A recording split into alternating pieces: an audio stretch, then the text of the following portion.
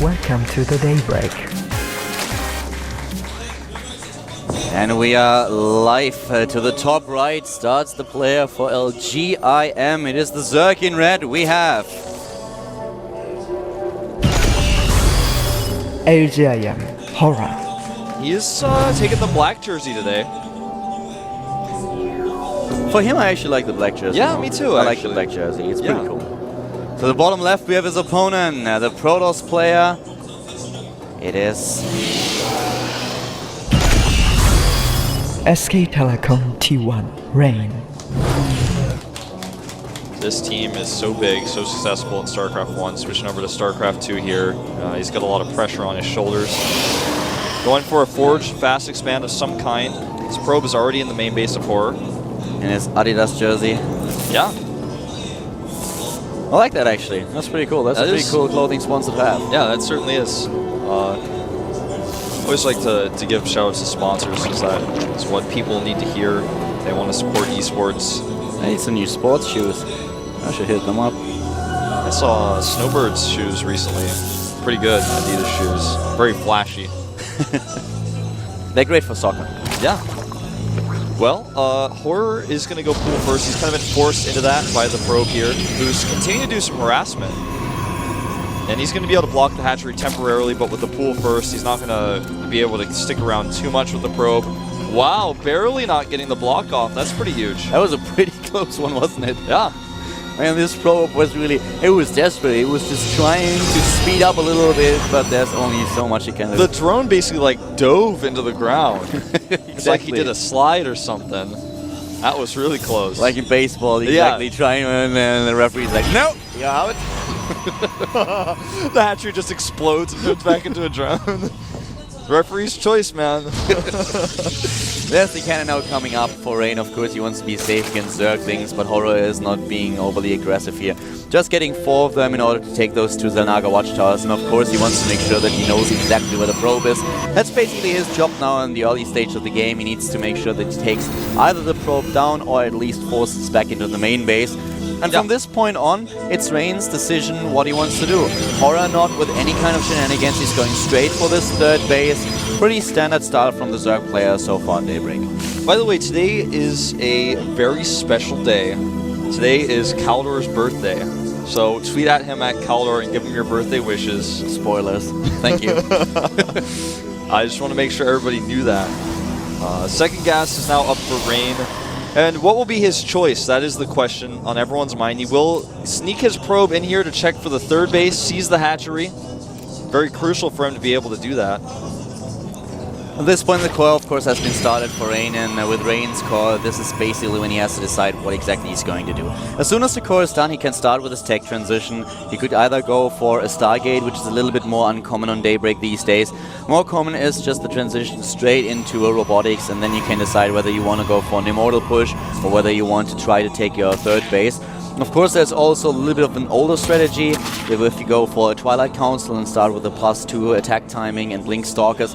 But that's something that we haven't seen this much lately on Daybreak. Yeah, it's quite rare actually these days. It's like it's kind of fallen out of style. I wonder a little bit why. You know, that's something that I've been wondering a little bit myself. I think that part of the problem is the way people figured out how to flank really well with roaches, for example, makes the strategy very hard to execute. And if you see it coming, it's, you know, the 3rd base. Now Zerg is taking the 3rd base so fast, they've had enough time to get the economy up by that point. But it still could work, and it does come up from time to time. It's how strategies work. This is something that really baffles me sometimes. For example, at first when we saw the Immortal push on Metropolis, it was a push that basically won like 80% of the games. And most Protoss players just were able to succeed with it.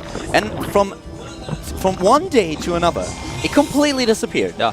Protoss would not use this strategy on Metropolis anymore. Of course it was predictable, but it was still very, very strong. I had a long talk with Naniwa and a couple of other Protoss players about it, and they basically said like, yeah, Zerg is figuring it out a little bit more. And I'm like, yeah, well, that might be on ladder, but in the GSL so far with good timings, every single time this push has been played, except when the Protoss player screws up, for example, loses his War Prism too early, the push succeeds. So why just simply stop with it? It's you know, sometimes a little bit strange when strategies kind of fall off the map.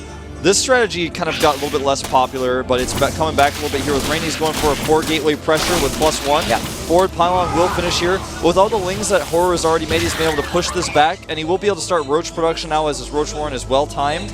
It's pretty interesting though. Usually we have the forward pylon, exactly where he builds it right now. So at the high ground at the bottom right. And normally you see an Overlord right at the same location, but this time Horo doesn't have this Overlord, so he has no idea what's coming here. And his Stalkers are actually hard-pressed. Yeah, he's not microing them, I think, as well as he could be. Warping in 2 additional Stalkers, choosing that rather than the Zealots. He has +1 now, and here come 2 more Stalkers, so he's got a huge Stalker count coming through here. Knowing his opponent does not have speed, wants to use Stalkers rather than Zealots against these Roaches, needs the Chrono Boost back at home. Great creep spread here by Horo at the third. So important against this strategy, especially with the slow links and of course the Roach without speed. This will help him a lot. He finds one of the pylons, but it's not the more important pylon. Nice micro by Rain so far, but as you said, on the creep, it's so much harder to actually kite against those Roaches. And now here's the Roach count, and it's getting better and better for Horo. Rain actually really down in supply, and this is getting scary, especially since speed is about to be finished for Horo. It doesn't take too long. Yeah, he needs to pull that weakened Stalker back. It's going to die really quickly. Just one more shot by anything, and it's gone. The Zerglings killed the pylon, but they don't do anything anymore. You should actually try to trap these Stalkers. Now he moves them. Finally gets in there once again, and Rain really needs more Zealots. Yeah, and his micro here is actually insane. I cannot believe he's able to keep all those Stalkers alive. And I will finally fall here to the next wave of Lings that come through. But speed is done now, and therefore the Stalkers out of luck. Horo still at 84 supply against 60. His Harvester count is dead even with Rains, but he is on 3 bases, and his tech is done. Lair is finished. He's going straight for the speed upgrade for his Roaches, and things are looking pretty good for our Zerg player. Yeah, he also sees the 3 additional gates in the main as well as the robotics facility. He knows that 1-1 is on the way. Losing another pylon here is Rain. Going to make him supply block fairly soon. Just have forced to make 2 pylons at once there. And now he's got 1-1 upgrades, but Horo's got the economy he needs. He didn't lose a queen, didn't lose a hatch, so he's defended this, and now he's going to start putting pressure on making sure that Rain can't take an easy third. Exactly. It's going to be so hard for Rain to transition out of this. He already started his additional attack. He wants to go for the Immortals. He adds the Twilight Council as well. But taking the 3rd base is going to be really tough for him, because he didn't do any damage to Horo's economy, neither did he do damage to the production. And for Horo, it's very easy to just keep on his unit production and put pressure onto a potential 3rd.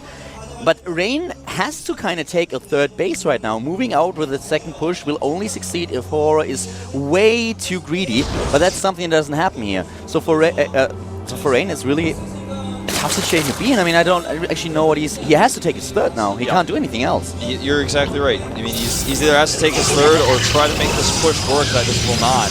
And it is going to be the 3rd as his choice. Yeah. Blink and +2. And again, Horo comes up with the Overseer, drops Changelings. He's completely in the know. And, you know, I think at this point, I have kind of a feeling that I don't like when people do this with Changelings. I actually think that he could have used that energy on Contaminate on the Robotics, for example, or on a Forge. I think that's underused right now. I've been talking to a lot of people about this right now, and I just have to say I think it's underused, but either way, Horo is going to try to go and assault this 3rd base a little bit. Rain knows exactly. He has to take the 3rd or die trying, and Horo knows it as well. He's moving in with the Lings right now, but droning up behind it. His tech is looking good. He's going for the Infestors, passive and glance on its way. Nice force field, trapping a lot of these Roaches and Zerglings. Really well done by Rain. This is exactly what he needs now. Yeah, pulling back his weakened units as well, not taking as many losses as he could have. And Horo, though, I mean, this is not a huge step back for him, but it's not comfortable. He is taking the 4th base in the middle of the map, making some Spine Crawlers here, just making sure that he's ready. His Pathogen Glands, like you said, with the Infestors coming out, this is going to be a position where Rain is not going to be able to be aggressive until he has Colossi on the map. He is getting that Robotic Support Bay right now. I would say that Horo just kind of is one step ahead right now. Yeah, Horo is already taking his 4th, he's getting the Spine Crawler walls, and he has still a very high drone count. He has the income, he has the units on the map to see what's coming, spots his 3rd, the 3rd of his opponent again, has a quick look at the unit composition, and with all those Infestors and the Spine Crawlers, he can delay everything that Rain is going to throw at him. But Rain is very late with everything that he does. This gives Horo actually time to tech, and I'm a bit surprised that we don't see the Hive tech yet. Yeah, that is a really good point. I'm a little bit surprised myself because all the spine crawlers he's making, he's almost being too defensive with those because he's got enough support for his infestors where he doesn't need them right now. There's the hive tick now, a little bit later than expected, but there it is. And he's going straight for the Greater Spire. He gets the Spire now, wants to have it in position as soon as hive is done. And with all the spine crawlers that he has, it's going to be hard for Rain to attack into them. He's trying to fight the Zerg army. He knew where it was. He knew he could catch it. He even knew the Ling run by would be there without having an observer, without having to watch. That was actually really smart play by Rain. Really good game sense about what his opponent would do next. The Lings try to get in here. They are initially denied, and they will continue to be denied with the force field. The Stalkers blink in and chase them. Nice burrow here to keep them alive, at least for now. And the Observer will see not only the Spire, but the Hive tech timing in the main base. But he's losing the Observer. I actually like this very much by Horo, that he has an Observer in his main base to take down the Observer. This is really good for him now. And yes, Rain knows what's going on, but the thing is, preparing for this is going to be tough. 17 drones are building now, and this is especially because Horo used most of his drones to build spine crawlers in the past few minutes. He's made, I think, now up to 12, if I'm not mistaken. I think it's actually... Oh yeah, almost 16, 15 in total. So that's 15 drones lost, so he's basically remade all of those. I like the War Prism for Rain. This is one of the things that he can try to execute in order to do some damage, and of course it will also back up any attack that he's going to start, so that he can warp in units at the fight itself. And he knows this is a good timing because he just saw the Greater Spire wasn't even started yet. He saw the Hive timing, so he knows, all right, I can try to hit before this. And he's going to catch this Observer with a Fungal. I really like that in the middle of the map. You guys didn't get to see it. But Zealot drop goes on in the main. He's going to try to force Horo to reposition while he goes in for the Spines. Sees the Spines, there's one hit, and then he's like, well, maybe not. Trying to circumvent them. But Rain is running out of time here. Horo has a decent bank. He has the 4 bases. Of course, Rain is going to expand now as well. But he is behind in tech. He doesn't have a Stargate. He doesn't have a Fleet Beacon. And therefore, Mothership is just not possible for him. It's not an option, exactly. And he has +3. He's getting +2 armor right now. But I think this is the timing to hit. 6 more Spines on the way. And he's trying to fan out here. He's trying to get through this choke point. A good Fungal so far. 2 of them going down. In fact, he blinks some of his Stalkers, and this is a very strong Protoss army. It's a very strong army indeed. The Corruptors are moving in. He has to snipe them immediately. The Stalkers trying to do the job while the Infested Terrans now join the battle. Those Infestors are the lifeline of Horo, and he has to use more Fungals. He's doing a lot of damage to the army of his opponent. It's reinforcing with 25 Roaches, and it looks like he's going to be able to crush this. Yeah, it looks like he will with those reinforcements, but the Mortals are still doing damage for now. He's going to be so careful. The shields are gone on those.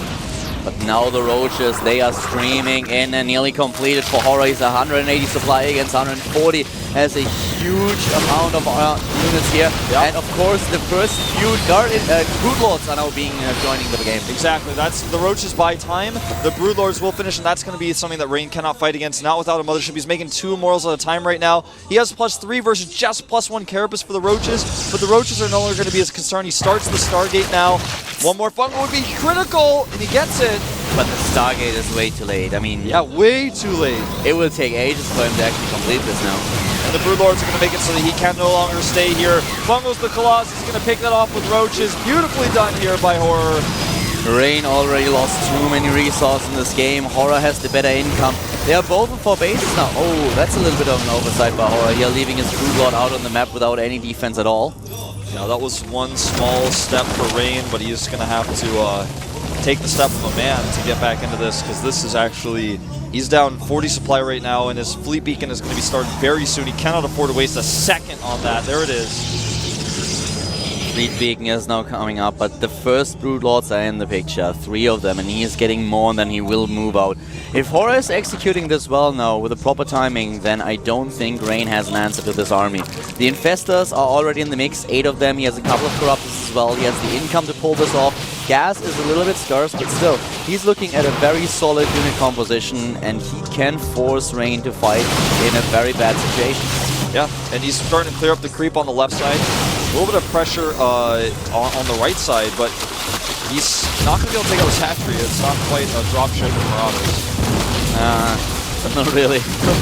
The War Prism's building now in order to back this up as well. Maybe also, again, able to sneak into the main base. If you can, for example, take down the Greater Spire, it would be huge. These Roaches out of position and trying to prevent a 5th base from the Protoss player. And Horo has to be careful now. The Mothership is on its way, and Horo gives his opponent a little bit too much time for my liking. He certainly has... He has the Infestors, he starts to have the Broodlord, so he's about to be maxed out. He can move out here. Yeah, and I think he could have even moved out a little bit earlier, tried to poke at that base in the center, but because he's allowed Rain to mine that extra gas there, not only has he been able to get the Mothership tank, as you mentioned, but he's been able to remax. The War Prism is going to force his hatchery down. He's repositioning spines, no, making spines right now, and they're too late. Yeah. Goodbye, hatchery. The hatch is going to die. One thing that we have to point out, though, is that there are no Archons. He's just built his Templar Archive, and without the Archons, of course, the Mothership will be a nice addition to the army for Vortex or Recall, but not really as effective as it could be. It's not going to be the finishing move to kill those Broodlords. You're certainly right in that, and he's going to need you know, a little bit of supply left. He's making 2 Immortals right now. If he does another Warp and Immunities, he's not going to have enough supply to actually make those High Templars, so he's got to be careful. And Horo is playing it very cautious here. He doesn't want to hit a timing. He doesn't want to be aggressive or to attack. No, indeed, he's taking a 5th base. He's building a lot of Spine Crawlers here. The Greater Spire is very vulnerable, you know, and I think this is maybe what the target of Horror is, or rather of Rain is right now, as he flies into the main. Yes, that's exactly what I would target down if I had the chance to. And he's flying right past these Queens, drops the Zealots in.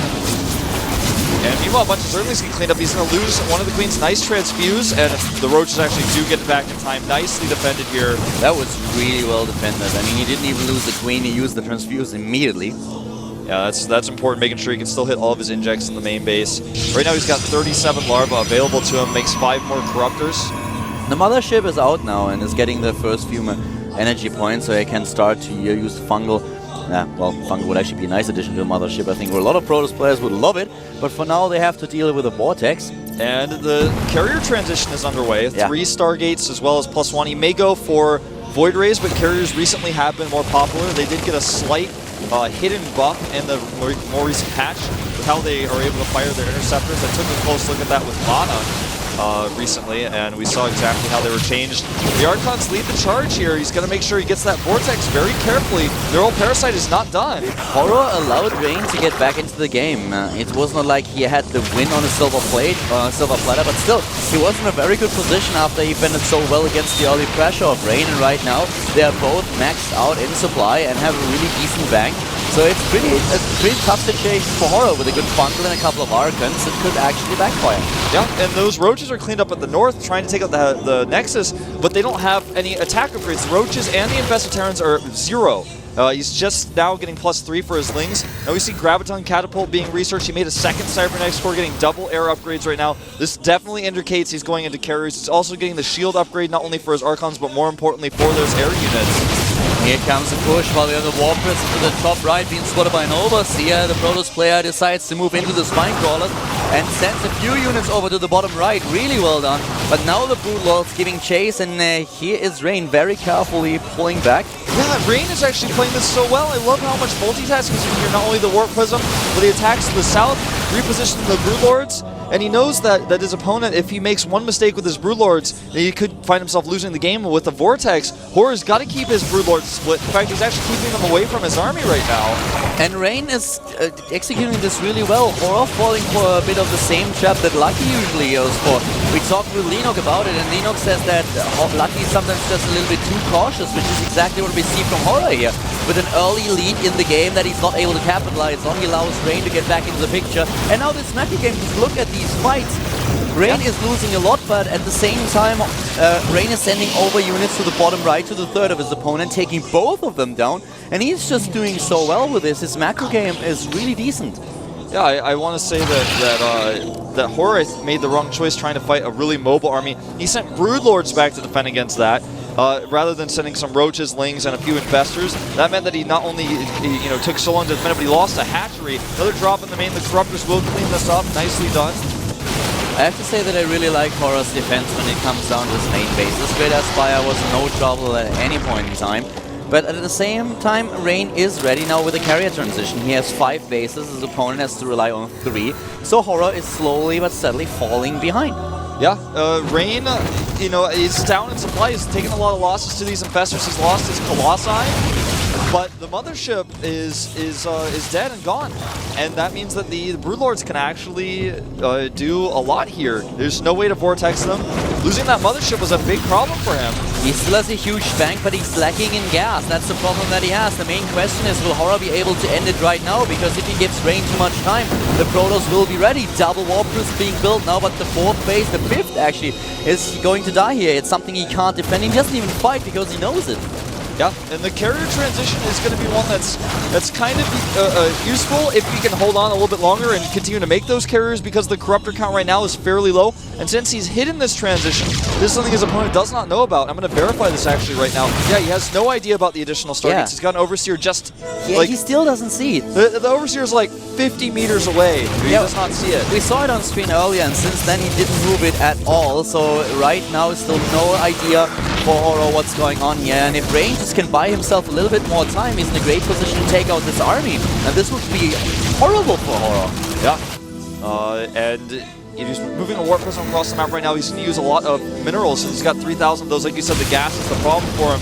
He's going to do some Zealot Warpins here. All the probes get taken out. He's got a small ground force going around as well. And when the Broodlords are out of position like this, they're slow. They're so slow, they take so long to get across the map. And now we suddenly have 8. Actually, we will have 10 carriers in the game. And only 9 Corruptors. The Overseer Finally he sees it. Yeah. This has to trigger the attack, and immediately he moves out. Rain moves out with the carriers. His tech was spotted. Horo was just wondering what's going on here. He doesn't fight, he doesn't attack, he doesn't do anything, he doesn't have any units. What is he doing? And now the 200 supply army of Horo without any anti-air is having a big problem, as Rain is going to move in with 10 carriers, building 3 additional ones. He bungles a little bit here, but the Infestors are having to be very careful. There's so many of those interceptors. In total, the interceptor count right now at 60. 4 additional carriers coming through here.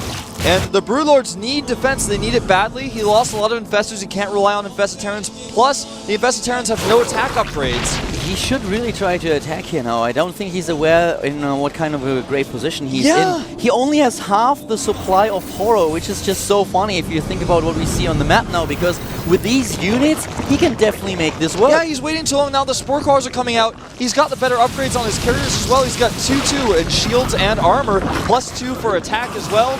And now he's going to stop these from being made. He needs to fight these Infested Terrans, because if he allows these Spore Cars to get up, he's not going to be able to move through this location, but he can fly around it. But like you said, the time is now on his side. This is his moment here, and he's not taking advantage of the timing he has. He just doesn't have enough scouting information. He didn't know about the composition of Horo, didn't know that his opponent overcommitted to the Broodlords, didn't have the Corruptor count.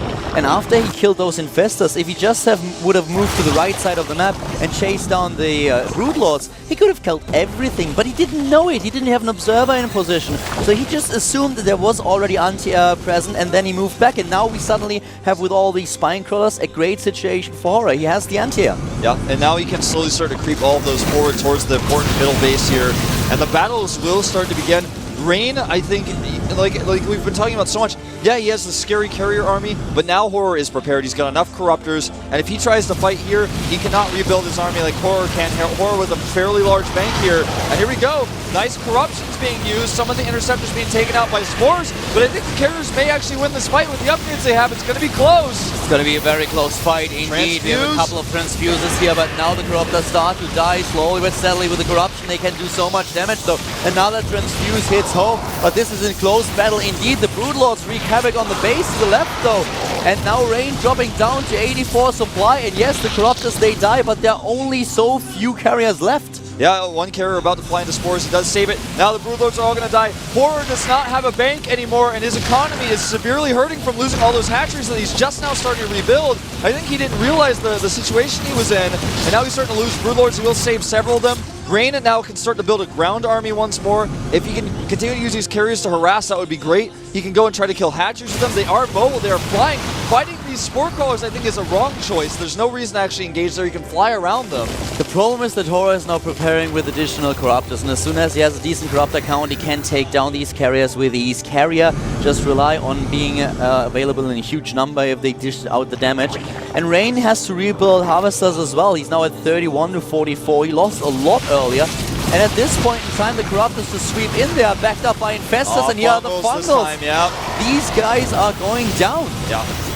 He just kind of sat out here with them, waited for the Corruptors to come out, and then they were killed. He did not kill the hatchery to the south. He's sending, however, 4 Stalkers down there to kill those drones. All the carriers look like they will fall. Nice micro, actually, using that new... The patch allows the interceptors to have a bigger range of movement when the carrier pulls back, so he's able to get some extra fire off here. Will not be able to save that last one.